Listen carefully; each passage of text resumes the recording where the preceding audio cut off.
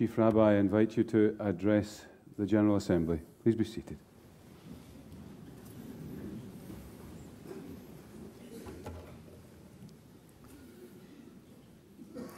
His Grace, Lord High Commissioner, and Her Grace, the Countess of Wessex, the Moderator of the General Assembly, Commissioners, delegates, distinguished guests, ladies and gentlemen. At the outset, I would like to thank you for the kind invitation extended to me to address the General Assembly in this, my first year as Chief Rabbi. In accepting this honor, I join this august gathering in a spirit of goodwill and friendship. Your Graces, I would like to thank you for the outstanding example you set for the nation in so many different areas of dedicated service. Your selfless devotion to the issues you care passionately about is a shining example to us all. I wish you continued success in all your worthy endeavors. When we were living in Ireland, my wife Valerie and I sent all of our 5 children to Montessori play schools. We loved their system of education, and I recall one day coming to fetch one of our sons. He was just under 3 years old at the time, from school, and the teacher told me with much pride that day she had taught the class all about the continents, and she said, "Why don't you ask your son? He knows the names of the continents." Well, I was deeply impressed. And at home, later that day, I said to him, "So you know the names of the continents?" Oh, beaming with pride, "Yes," he said. I said, "You know what? I'll start you off and you finish." "Fine." I said Afri, he said Ke. I said A, he said Je. I said Yer, he said Rip. I said Austrae, he said Leah. And then I said Ameri, and he said Christmas.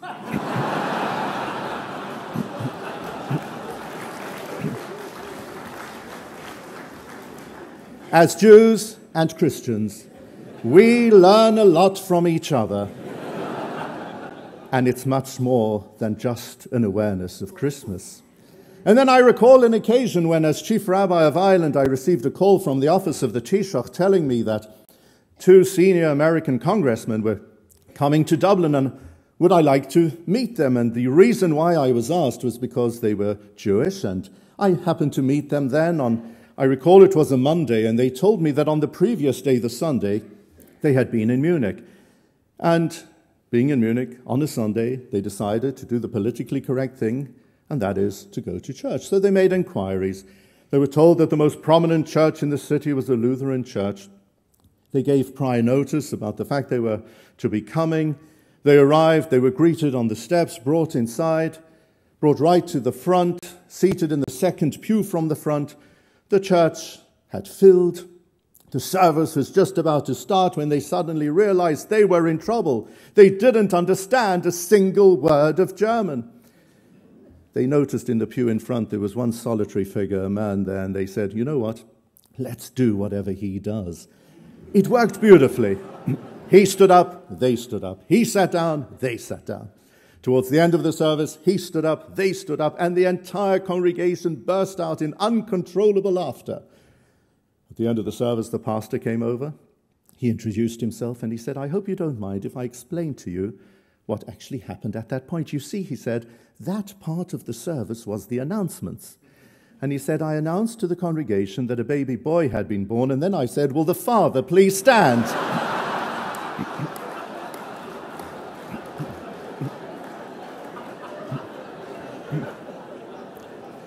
So the congressman went on to say that from that experience they learned a very valuable political lesson, and that is, you should always be aware of the facts before you make a stand.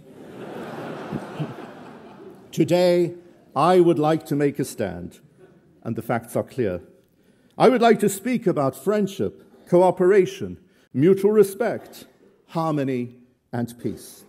With regard to the Jewish community of Scotland, the facts are here to be seen. Our community has thrived within a free and open society. We are proud of the contribution that the community in general, and many of its members in particular, have made to Scottish society. Over the years, we have enjoyed a close and harmonious relationship with the Church of Scotland, much to the benefit of our 2 great faiths. I've been delighted to meet and work with the outgoing moderator, the Very Reverend Lorna Hood, and I extend my congratulations to her successor, the Right Reverend John Chalmers, and look forward now to working with him. The moderator and I are privileged to be amongst the joint presidents of the Council of Christians and Jews. There is, I believe, an urgent need for more meaningful and productive dialogue and cooperation between faiths in Scotland and throughout the United Kingdom. It is essential that faith leaders should prioritize dialogue and encourage this from the grassroots up at all levels of our faith communities. Jews and Christians have common roots and share a spiritual bond. Our Judeo-Christian heritage is a source of light and inspiration for all of mankind. While we acknowledge genuine differences between our faiths, there is much scope for us, with warmth, sensitivity, and honesty, to build on our shared hopes and values. I know that you join me in an earnest desire to promote religious and social harmony on the basis of the moral and social teachings common to our faith traditions, and to strive towards the elimination of religious and racial prejudice, hatred, discrimination, and anti-Semitism.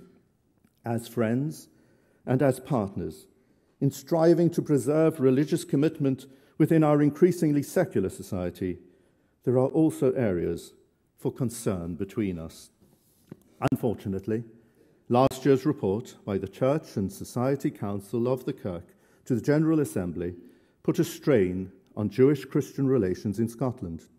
We need to confront these issues together and not sweep them under the carpet. We need to ensure that we have a better understanding of each other, a deeper appreciation of each other's traditions, leading to greater respect and stronger bonds between our faiths. For a real and meaningful relationship, we need to internalize how the other views itself. We need to know the facts before we make a stand. For this, sincere and serious dialogue is required. The door of the Jewish community is always open to you. Let me share with you very briefly just a flavor of the Jewish position on this matter, and hopefully this can help frame some of the ongoing dialogue I hope the Kirk will be having with the Jewish community in Scotland and further afield on this matter. The inextricable link between the Jewish people and the land of Israel is clear. According to our tradition, the Jewish people's association with the land of Israel is as old as time itself. It dates back to the creation of the world. This link was confirmed by God to Abraham in Genesis chapter 17, verse 8. The whole land of Canaan I give as an everlasting possession to you and your descendants after you, and I will be their God. We share this sacred text, and such an illustrious gathering will of course be familiar, many of you I expect, in the original Hebrew, with this and many other texts through which our Bible is infused with the relationship between the Jewish people and the land of Israel. The Jewish people's connection to the land of Israel is deep and it is eternal. It goes to the very fiber of our being as a faith community and as a nation. It defines who we are. No events in history can shake this. Let there be no mistaking the fact that to be Jewish is to be a lover of Israel and to appreciate the strong and unshakable bond between the Jewish people and its land. There is no legitimate theological narrative or theological interpretation that can deny this fundamental and essential link. Through all the 2,000 years of our often bitter exile, we have yearned for the Holy Land and longed to return to her. Israel for the Jewish people is not an idea or a place of the heart. It is a physical reality where the Jewish people lives and breathes. We pray for dignity, safety, and security for all. We pray for peace.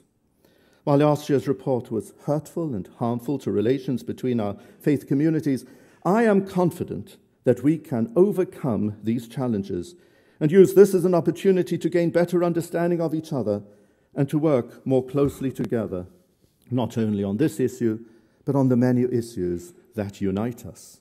In respect of matters relating to the Middle East, my challenge to you and us while working together is, what can we do collectively and separately that will advance the cause of peace by building confidence, respect, and understanding while avoiding the spread of suspicion mistrust, and fear. This is exactly what I was exploring just last week when I took a delegation of 50 of my rabbis from the UK to Israel. Our itinerary included a tour of Christian paths to Jerusalem's Old City, and we met with the leaders of the many Christian and Muslim communities, as well as the Druze and Baha'i faiths. Constructive dialogue with the Church of Scotland, which has included the Scottish Council of Jewish Communities, the Board of Deputies of British Jews, and the Council of Christians and Jews, has been tremendously helpful. Such meetings between our two communities should give us encouragement, and we must ensure that this engagement continues. We would like to see them embrace the wider Jewish Christian community in Scotland, and it is precisely when things become difficult that continuing these conversations becomes all the more critical. There is much common ground for us to work on collaboratively in the national interest, issues of concern to Christians, Jews, and other faith communities that we can unite around, such as promoting spirituality within a materialistically driven society and teaching selfless compassion at a time of worrying levels of poverty. We appreciate the centrality of the family and the power of the community, and we share a passion for caring, giving, and volunteering. The list is a long and noble one. We celebrate the extent to which Scotland is enriched by its faith communities. We, the Jewish community, are your partners, and we look forward to sharing the path ahead with you. Let us understand, let us empathize, let us learn from each other, and let us hear the still small voice. Let us listen together and walk together. Together is good. I congratulate you on your achievements in enabling this great church to go from strength to strength, and I salute you on your success in preserving tradition in an untraditional and uncertain age. May God be with you.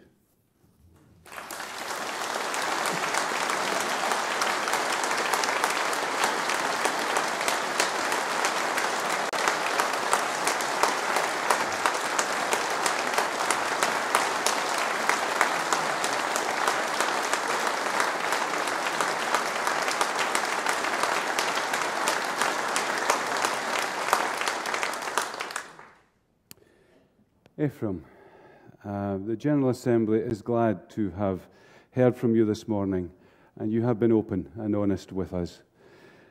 You are only the 11th person to hold the great office as Chief Rabbi of the United Hebrew Congregations of the Commonwealth. You stand in the line of distinguished predecessors. You came into this position from holding a similar post in Ireland, as you alluded to this morning. And so your history, your past, knows and is aware of the tensions that there can be between communities. But you have never been afraid to cross the political and theological and social divides, and we're glad of that, because in the conversations that we have now and have to have in the future, all of us have to cross these divides. Your ministry has been characterized by your willingness to engage beyond the safe zones of your own community, supporting dialogue with Christians, and becoming, I understand, the first United Synagogue rabbi to host an address by an imam in your synagogue, and taking members of your synagogue to visit the local mosque.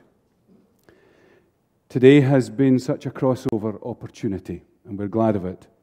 There are many issues, as you have said, for Christians and Jews alike to discuss and to share. We have common cause in matters to do with poverty, health, education, children's development, respect and care for our elderly, to name but a few.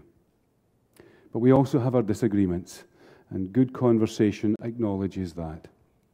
So it's vital that we continue our dialogue. My theme for this year is respectful dialogue across difficult divides. We have them politically in our nation, we have them within our own church, and we have them across the borders of our faiths. We continue to be concerned, as you know, about the situation in Israel, the treatment of the Palestinian people living under occupation, and we need to talk about that. We cannot hide the difficulties that we speak of openly. Only the other day concerned that our friends in the Tent of Nations have lost their orchards. So these things are the things that we have to speak of, and speak of from a deep place. And I am only too glad that you are prepared to do that with us. I was fortunate enough to be with Lorna Hood when she met with you in London. So we've already met, and I was privileged to be at your installation as Chief Rabbi. So I think we start from a good place. We know one another, and I intend that we continue the dialogue. One of the ideas that we came up with in Rabbi Ephraim's office was that we should find half a dozen or 10 of our best theological minds and creative thinkers, and 8 or 10 equal number of your rabbis, and we should lock them in a room